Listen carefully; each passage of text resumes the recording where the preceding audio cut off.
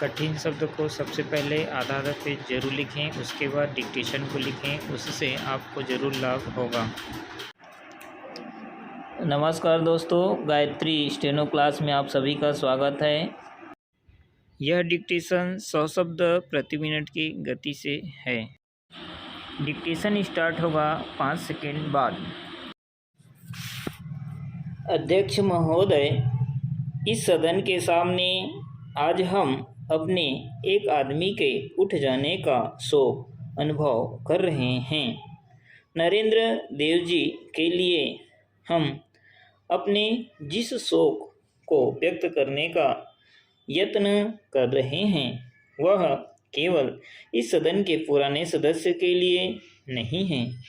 वह शोक ऐसे व्यक्ति के लिए है जिसके लिए हम सबके हृदयों में बहुत बड़ा आदर और स्नेह था, जो हर दृष्टि से हमारा अपना था। मैं उनके संबंध में किन किन बातों का जिक्र करूं?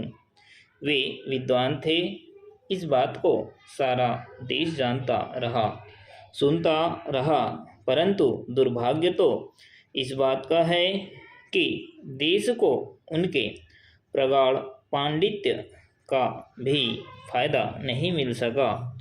उनको उतना वक्त ही नहीं मिला कि अपनी काफ़ी कृतियाँ छोड़ जाते। उनकी एक पुस्तक जहाँ तक मैं जानता हूँ इस समय छप रही है, और कई पुस्तकें जो पढ़ने वालों के लिए बुद्धवाद और विशेष रूप से बुद्ध दर्शन का अध्ययन करने वालों के लिए इस देश में और विदेश में बहुत बड़ी देन होती, वे बेलिखी रह गई और अब बेलिखी ही रह जाएगी। पैरा। वे अध्यापक थे। काशी विद्यापीठ से आरंभ से ही उनका संबंध था। उनके पढ़ाए हुए छात्र आज देश के कोने कोने में फैले हुए हैं, जो देश में बड़ी जिम्मेदारी के पदों पर हैं, इस सदन में भी मौजूद हैं। वे उन गिने चुने लोगों में थे जिन्होंने काशी विद्यापीठ को इस देश की शिक्षा संस्थाओं में एक अद्वितीय स्थान दिया।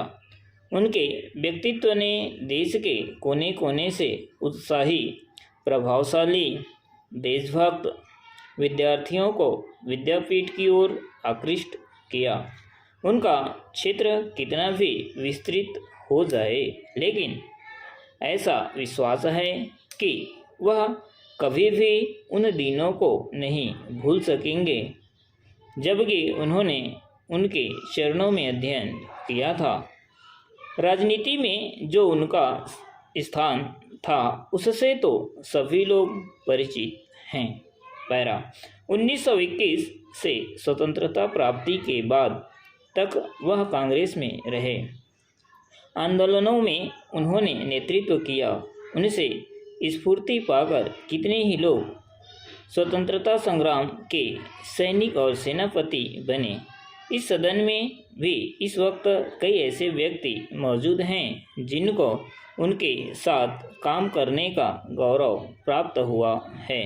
कांग्रेस से अलग होने के बाद भी वह देश में सर्वमान्य गणनेता रहे, और चाहे कोई भी व्यक्ति किसी भी दल या पार्टी में रहा हो, भारतीय राजनीति में दिलचस्पी रखने वाला ऐसा कोई भी शख्स नहीं होगा जिसके दिल में उनके प्रति बहुत बड़ा आदर का स्थान न रहा हो।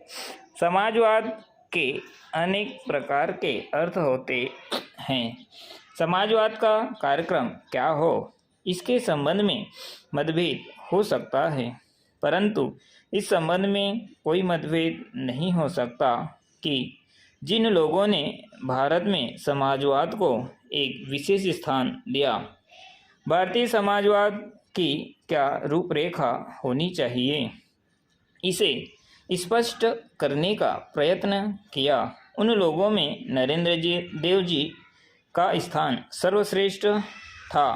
इनके चरित्र के संबंध में इतना ही कहना काफ़ी है। और कोई उनका कट्टर विरोधी भले ही रहा हो, लेकिन कभी भी किसी को उनके चरित्र के ऊपर हाथ रखने का भी मौका नहीं मिला।